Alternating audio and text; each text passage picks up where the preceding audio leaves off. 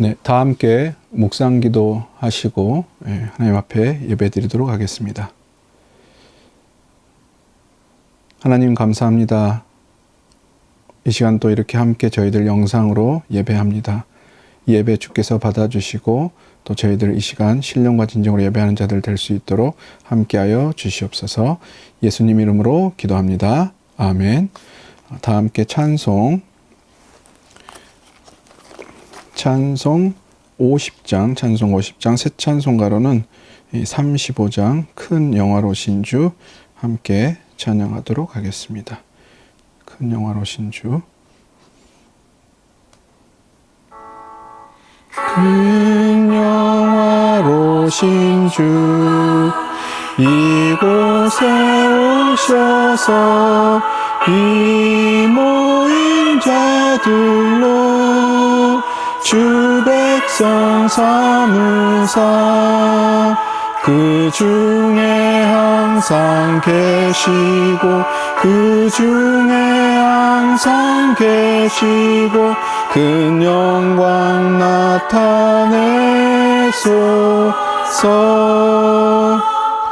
이 백성 기도와 또 예물 드림이 향내와 같으니 곧 받으옵소서.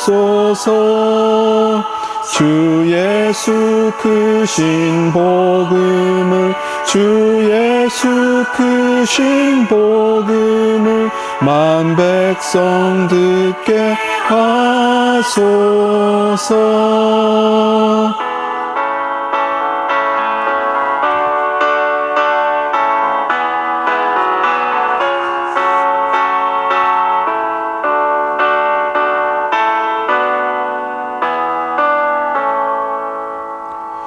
또 우리 자손들 다 주를 기리고 저 성전 돌같이 기나게 하소서. 주 구원하신 능력을 주 구원하신 능력을 늘 끝날까지 주소서. 주 믿는 만민이 잠도를 지키며 옛 성도들 같이 주 찬송하다가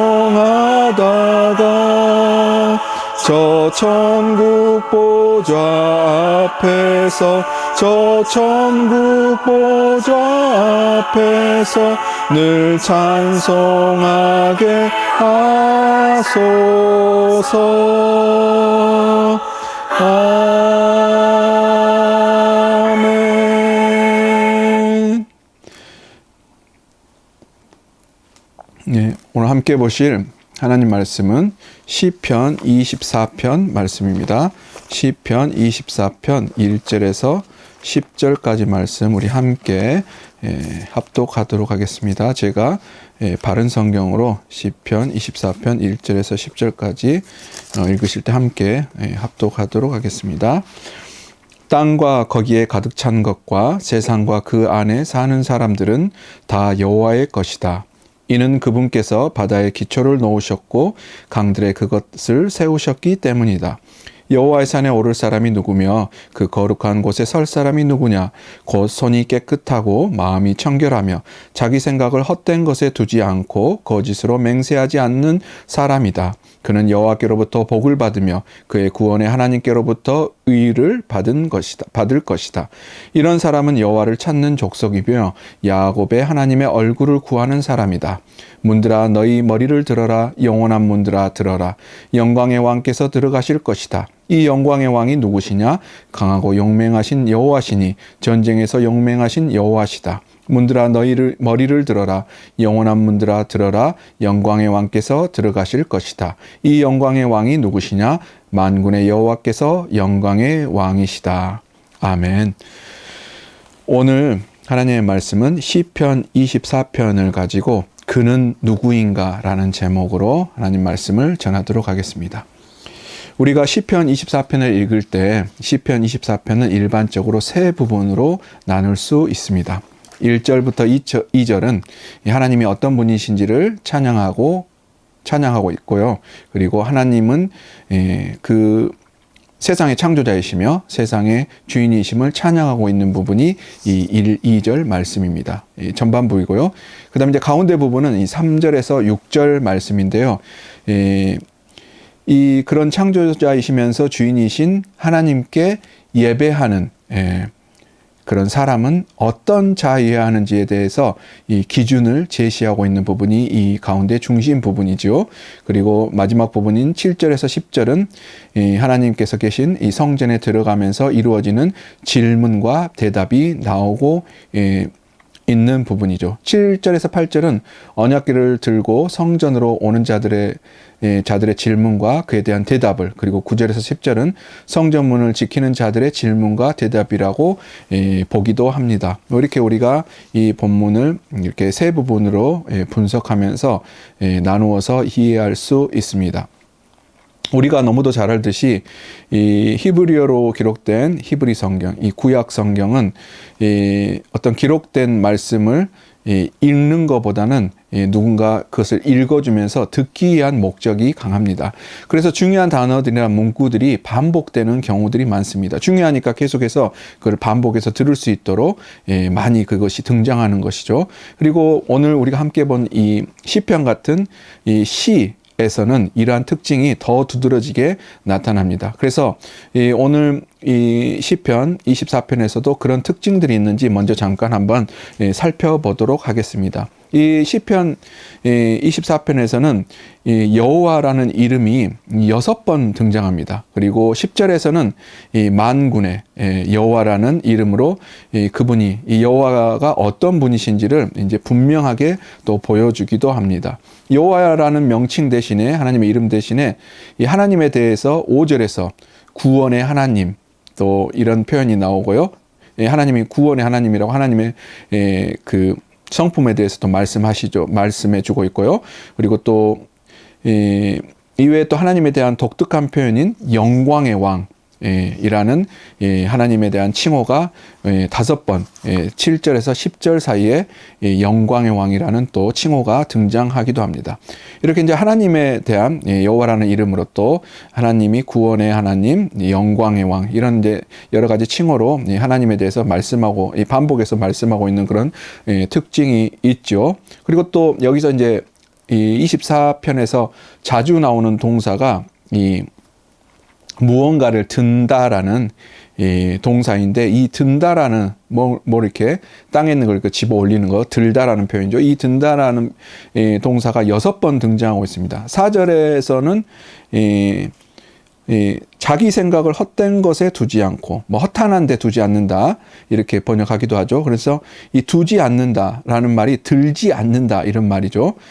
직역해 보면요. 그리고 또 5절에서 여호와께로부터 복을 받는다라고 했는데, 이 복을 받는다는 것도 복을 든다라고 이제 원문에는 표현이 되어 있습니다. 그리고 7절에서 이제 여기는 그대로 되어 있죠. 머리를 들어라, 또 들릴지어라. 또 9절에서 들어라, 똑같이 들어라. 이렇게 이제 2번.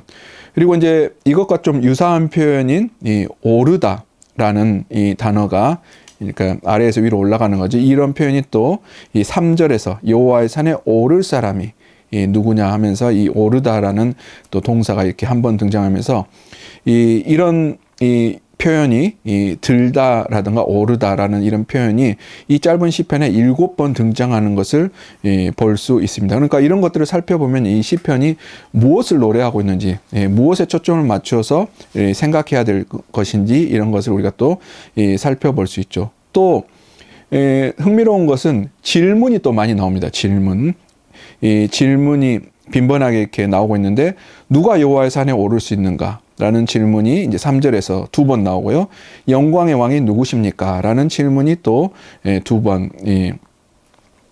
총 4번, 이렇게 2번 등장해서 총 4번 이런 질문이 등장하고 있습니다. 그러니까 질문도 상당히 이 짧은 시편에 많이 등장하고 있는 거죠. 이런 표현들을 통해서 지금 제가 말씀드린 이런 여러 가지 표현들을 통해서 도대체 오늘 시편 기자는 우리에게 무엇을 들려주고 싶어 하는 것인가 우리가 한번 알아보면서 오늘 이 말씀을 통해서 은혜를 나누고자 합니다. 이 시인은 오늘 24편의 이 시인은 이 사람이 어떤 존재인지를 이 시를 통해서 분명하게 보여주고 있습니다.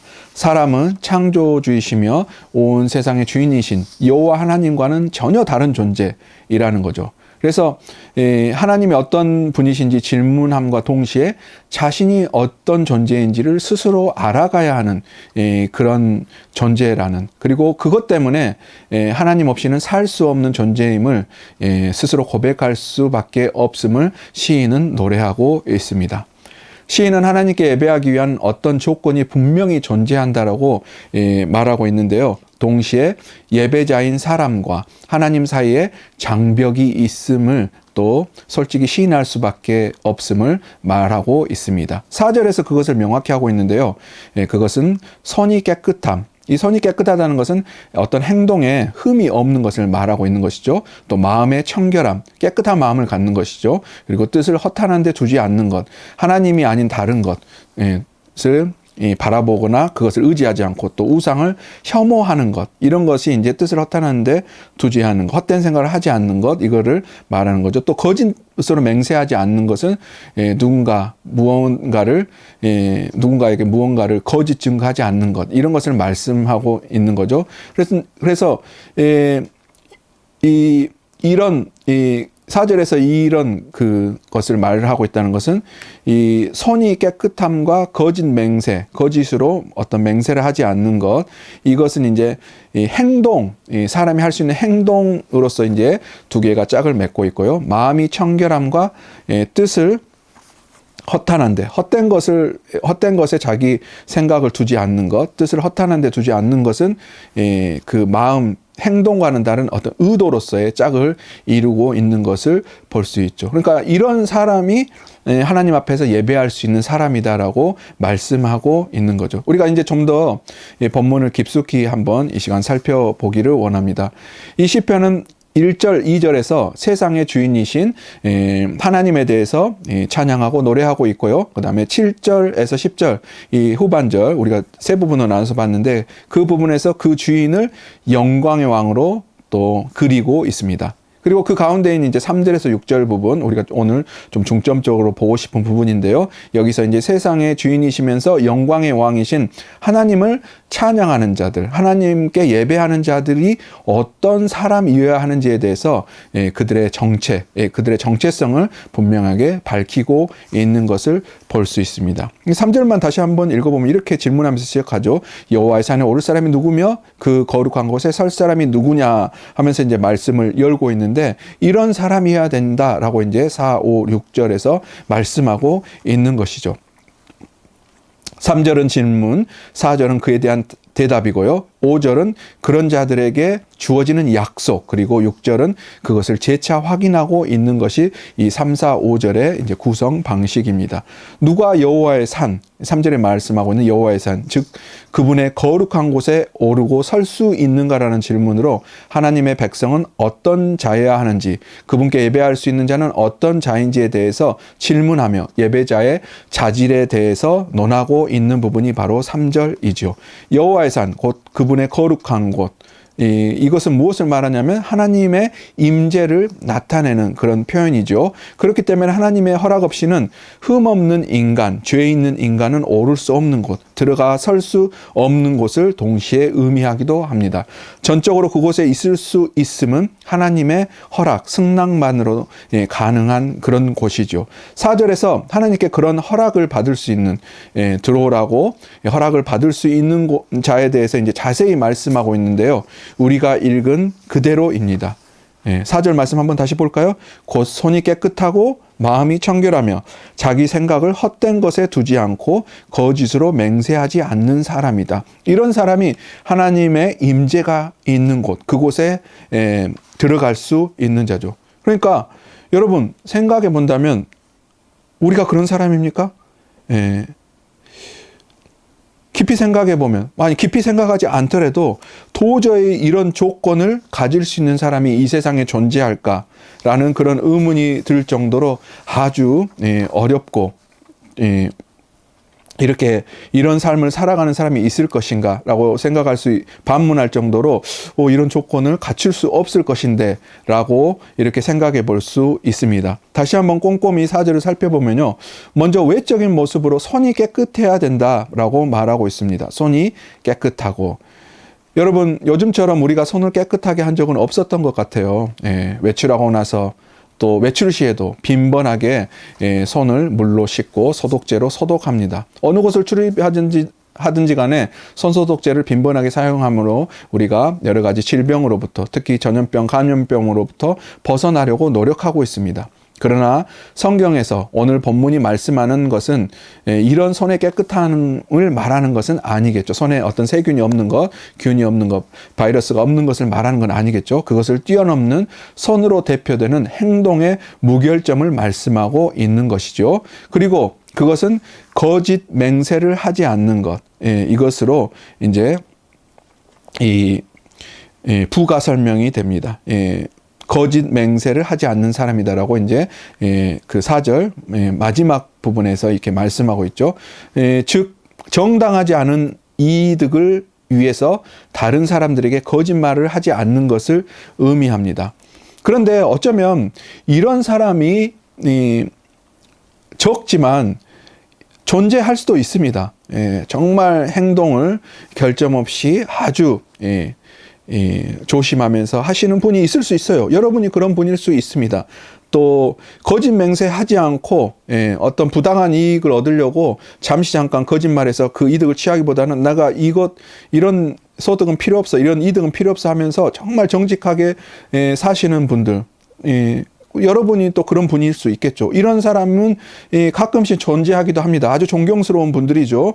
그런데 문제는 이 4절에서 이 가운데 존재하는 손이 깨끗하고 그리고 거짓 맹세하지 않는 사람이다 하는데, 그 가운데 들어있는 마음이 청결하고 자기 생각을 헛된 것에 두지 않는 사람, 이런 사람, 이 내적 자세, 사람의 의도까지도 살펴보시는 하나님의 임재 자리에 들어올 수 있는 자가 있느냐는 거죠. 하나님은 하나님의 임재 자리에 들어올 수 있는 자의 기준을 하나님께서 마음까지, 사람의 의도까지 살펴보시며 그렇게 기준을 세우셨다는 거죠.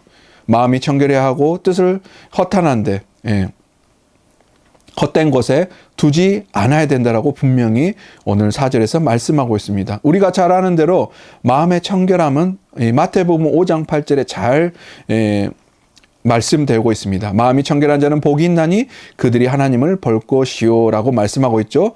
여기서 이제 5장에서 말씀하고 있는 것처럼, 마태복음 5장에서 말씀하고 있는 것처럼 하나님께 신실한 자를 의미합니다. 더불어 뜻을 허탄한데 자기 생각을 헛된 것에 두지 않는다는 것은 하나님 외에 다른 어떤 것에도 마음을 주지 않으면서 오직 하나님께만 충성된 사람을 의미하고 있는 것이죠. 만약 이런 조건이 하나님의 임재의 자리에 들어갈 수 있는 자의 그런 조건이라면, 선제 조건이라면, 구약 시대의 성도들은 물론 오늘을 살아가는 여러분과 저, 우리 모두도 절대로 하나님의 성산, 하나님이 계신 곳, 이 높은 곳에 오를 수 없는 그런 사람들이겠죠. 아무도 올라갈 수 없을 것입니다. 하나님이 계신 그 거룩한 장소에 들어가서 그분 앞에서 예배하고 찬양할 수 없을 것입니다. 그러므로 이 조건은 하나님 앞에 서고자 하는 자들이 이미 갖추어야 할 조건, 즉 현재의 모습이라기보다는 성도가 하나님 앞에 서기 전 그들의 부족한 모습을 보여주기 위한 목적을 가진 것으로 우리가 보아야 됩니다. 즉 성도가 원하는 삶, 목표가 무엇인지 이 골대를 말하고 있는 거죠. 그것을 극명하게 보여주려는 의도를 가지고 있는 것이죠. 하나님 앞에 나올 때 어떻게 되기를 바라는지, 성도가 간절히 원하는 바가 무엇이어야 하는지를 간결하지만 강하게 보여주고 있는 것이죠. 그래서 우리가 하나님 앞에 나아갈 때 우리는 우리의 손이 깨끗하며 우리의 마음이 청결하면, 나의 마음이 청결하면 내가 뜻을, 내 생각을 헛된 것에, 허탄한 것에 두지 않고 거짓 맹세를 하지 않게 해주십시오. 이런 자로 살아갈 수 있도록 도와주세요. 라고 기도하면서 하나님 앞에 나아가라는 그 목표를, 의식을 가지고 하나님 앞에 나아가라는 것을 간결하지만 아주 강하게 드러내고 있는 거죠. 그리고 이제 그런 자에게 주어지는 약속과 그에 대한 재확인이 5절, 6절에 등장하고 있습니다. 그런 자는 여호와께 복과 의를 받는다라고 말씀합니다. 그러나 이것의 순서가 바뀌면 안 되겠죠. 그러니까 이렇게 된 자들이 여호와께 복과 의를 받는 것이지, 복과 의를 받는 자들이 이렇게 된다라고 말하고 있는 것은 아니라는 사실에 우리는 또 한번 초점을 맞춰야 됩니다. 예수 그리스도를 통해 하나님께서 우리를 의롭게 하셨다는 믿음 속에서 예배드리면서 그것을 핑계 삼아서 우리의 삶과 마음이 변화됨이 없는 것, 이것을 정당화해서는 안 된다는 것을 오늘 말씀은 저와 여러분에게 분명히 말씀하고 있습니다. 하나님의 성도를 향한 목표는 4절의 요건을 갖추면서 정당하게 하나님께 성도가 복을 받고 의를 얻게 하시려는 것이지요. 그러나 우리가 그럴 수 없는 존재이기 때문에 예수 그리스도를 통하여 우리를 의롭게 하셨지만, 그러나 그것이 우리의 핑계, 절대 우리는 이렇게 될 수 없습니다. 하나님 아시잖아요. 이렇게 하면서 이렇게 되려고 노력조차 안 하는 것은 또 안 된다는 것을 오늘 본문은 우리 모두에게 들려주고 있는 것이죠. 하나님께서 원하시는 수준의 그 레벨의 수준에 도달하려고 계속해서 애쓰고 힘써야 함을 오늘 시편은 우리에게 이렇게 분명히 말씀하고 있습니다. 좀 더 눈여겨보아야 할 부분은 여호와의 산에 오를 자, 그분의 거룩한 곳에 설 자가 누구인가라고 질문하는데, 마치 그 사람이 극소수일 것 같은, 아주 적을 것 같다는 느낌을 주면서 동사도 단수 동사를 사용하고 있다는 점이 흥미롭습니다. 하지만 그 우려는 6절에서 금방 사라집니다. 우리 성경에서는 이렇게 6절에서 표현하죠. 이런 사람은 여호와를 찾는 족속이며 야곱의 얼굴을 구하는 사람이다 라고 노래하고 있는데, 이걸 이제 그대로 직역해 보면 이런 사람은 그분 여호와를 찾는 세대이다. 당신의 얼굴을 찾는 자이다. 라고 하나님, 이제 우리 히브리 성경에서는 하나님의 얼굴이라고 되어 있지 않고 당신의 얼굴이라고 이제 됐죠. 그걸 이제 하나님으로 이렇게 바꿔 놓았는데, 당신의 얼굴을 찾는 자, 당신의 얼굴을 찾는 세대이다라고 노래하고 있어요. 그러니까 이 말은 뭐냐면요, 여호와를 찾는 일은 단회적으로 끝나는 사건이 아니라 끊임없이 계속돼야 하는 일임을 이 6절에서는 말씀하고 있는 것이죠. 그냥 한 번 찾았으니까 끝나고 이렇게 됐다라는 것이 아니라 계속해서 여호와를 찾아야 된다라고, 성경은 끊임없이 찾아야 된다라고 이 6절에서도 그렇게 노래하고 있는 거죠. 그리고 여호와를 찾는 자들이 극소수가 아니라 세대마다 계속되는, 이 제너레이션마다, 세대마다 계속 될 것이다, 계속 있을 것이다라는 사실을 6절에서는 노래하고 선언하고 있습니다. 계속된 세대 가운데서 여호와의 복과 의를 얻을 자들이 다수 존재할 것이라는 사실을 선포하고 있는 것이죠. 더 놀라운 것은 6절 후반절에 여호와는 이제 그분의 백성들과 더욱 친근한 존재임을 시인은 드러내고 있습니다. 여호와의 복과 의를 얻을 자들을 얻을 자들은 하나님을 하나님의 얼굴이라 했는데 당신의 얼굴이라고 이제 원문에서는 말하고 있으니까요. 하나님을 마치 친구처럼 유라고 말하고 있는 거죠. 당신이라고 표현할 만큼 하나님과 더욱 친근하게 되었다는 사실을 보여주고 있고요. 하나님은 그들을 야곱이라고 부르죠. 야곱이라고 부르면서, 이름을 부르면서 더욱 친근하게, 야곱으로 대표되는 이름으로 부르시면서 더욱 친근하게 그들을 대하고 있다는 사실을 또 우리는 6절에서 발견할 수 있습니다. 여호와는 바다와 강 위에 있는 모든 것들을 만드신 분이십니다. 바다의 기초를 세우시고 강들 위에 그것을 세우셨다라고 2절에서 말씀하십니다. 이스라엘 사람들에게 바다와 강은 혼돈을 의미합니다. 그런데 하나님 앞에서는 혼돈과 무질서가 힘을 잃게 되고 하나님의 창조 사역은 모든 것을 질서정연하게 만드셨다는 것을 이 2절에서 아주 짧지만 강하게 선포하고 있죠. 그 하나님의 소유인 이 세상 모든 것과 그중 특별하게 하나님의 사랑을 받는 하나님의 백성은 그러므로 말해서 무엇하겠습니까? 이 모든 것들을 질서정연하게 만드시고 모든 것들을 창조하신 하나님이신데 그 세상 가운데 가장 관심을 기울이시는 하나님의 백성을 얼마나 하나님께서는 사랑하시고 눈여겨보실지 우리는 분명하게 알 수 있습니다. 하나님의 뜻 가운데서 살려고 애쓰는 성도의 모습을 보고 하나님께서는 3절에서 6절의 약속을 기필코 우리를 위해서 성취하실 것입니다. 그렇게 성도는 다시 그 하나님 앞에서 7절에서 10절처럼 찬양할 수밖에 없습니다. 문들아 너희 머리를 들어라. 영원한 문들아 들어라. 영광의 왕께서 들어가실 것이다. 우리의 모든 것을 송두리째 바꾸셔서 하나님 앞에서 바꾸셔버리신 하나님 앞에서 모든 어떤 것보다 승리하기 힘든 내 자신과 싸워서 이기게 만드신 하나님 앞에서 우리는 하나님을 찬양할 수밖에 없을 것입니다. 내 변화된 모습에 대한 이 개성장군, 새롭게 우리를 창조하신 분은 우리 스스로가 아니라 여호와 하나님이시기 때문인 거죠. 내 모습에 대한 개선장군은 내 자신이 아니라 하나님이죠. 그러니까 그래서 그 개선장군 앞에서 영광의 왕이 들어가시도록 문들이 높이 들려야 하는 것이죠. 하나님 때문에 우리는 하나님의 성품인 의로움, 신실함, 인자함을 가지게 되었습니다. 이것을 가지기 위한 전쟁은 세상의 어떤 전쟁보다 더 치열한 싸움일 수밖에 없습니다. 그러나 전쟁에 능하신 여호와께서 기필코 우리 모두에게 승리를 이루도록 이끄셨습니다. 그러니 그 이루신 승리 앞에서 우리는 이런 승리의 잔치를 할 수밖에 없는 것이죠. 이제 말씀을 정리해 보도록 하겠습니다. 오늘 우리가 함께 살펴본 이 시편 24편 말씀은 사람에게 중요한 모든 부분을 살피고 있습니다. 1, 2절은 우리의 하나님께 대한 믿음이 어떤 것인지를 확실하게 보여주고 있죠. 하나님은 분명 우리의 주인이시고 창조주이시라는 것을 선언하고 있고요. 그리고 3절에서 6절 말씀은 우리의 삶이, 우리의 인생이 어때야 함을 노래하고 있습니다. 그것을 이루어야 될 부분, 우리가 성취해야 될 부분을 하나님께서 친히 이루실 것이라는 것까지 말씀하고 있지요. 그리고 7절에서 10절은 그런 하나님께 어떤 마음으로 예배해야 할지를 찬양하고 있는 부분입니다.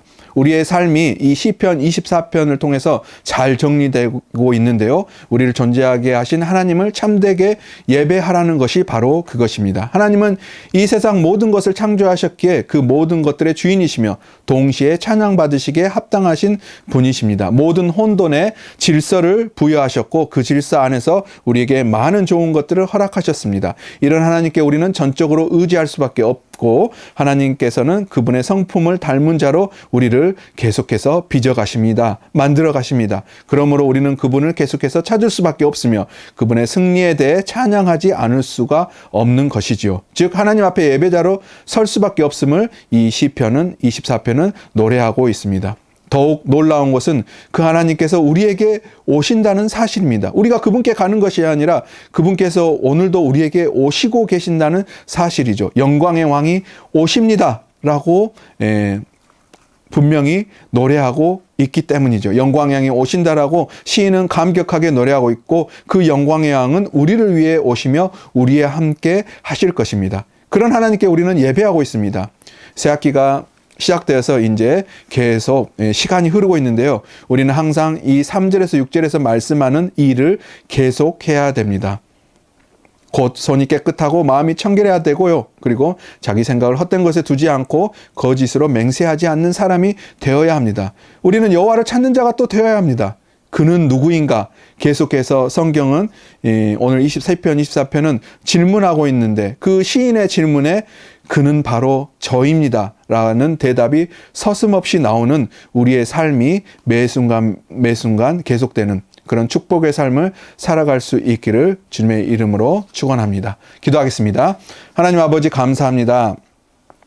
오늘 우리가 시편 24편 말씀을 통해서 하나님께 예배하는 자는 어떤 자가 돼야 되는지, 그는 누구인가? 라고 이렇게 거룩한 곳에 설 사람이 누구냐라고 이렇게 질문하는 그 시인의 그 질문에 그 사람이 바로 접니다라고 서슴없이 대답할 수 있도록 우리의 삶이 우리의 손이 깨끗하고 우리의 마음이 청결하며 우리가 헛된 것에 우리의 생각을 두지 않고 거짓으로 맹세하지 아니하며 하나님 앞에 이 거룩한 곳에 설 수 있는 자, 예배자로 설 수 있는 자가 될 수 있도록 하나님 늘 우리를 이끄시고 인도하시고 늘 아버지 하나님을 구하는 자, 찾는 자가 될 수 있도록 하나님 복 내려 주시옵소서. 그리하 말미암아 구원의 하나님께로부터 복과 의를 받는 자들이 될 수 있도록 하나님이 인도하여 주시옵소서. 하나님께서 우리를 통하여서 우리에게 얻게 하신 그 승리를 통하여서 먼저 하나님께 영광 돌려드리며 하나님을 찬양하는 그러한 삶을 우리 모두가 살아갈 수 있도록 인도하여 주시옵소서. 감사합니다. 예수님 이름으로 기도합니다. 아멘. 주기도문으로 오늘 예배 마치도록 하겠습니다. 하늘에 계신 우리 아버지여, 이름이 거룩히 여김을 받으시오며 나라의 임하옵시며 뜻이 하늘에서 이룬 것 같이 땅에서도 이루어지이다. 오늘날 우리에게 일용할 양식을 주옵시고 우리가 우리에게 죄 지은 자를 사하여 준 것 같이 우리 죄를 사하여 주옵시고 우리를 시험에 들게 하지 마옵시고 다만 악에서 구하옵소서. 대개 나라와 권세와 영광이 아버지께 영원히 있사옵나이다. 아멘.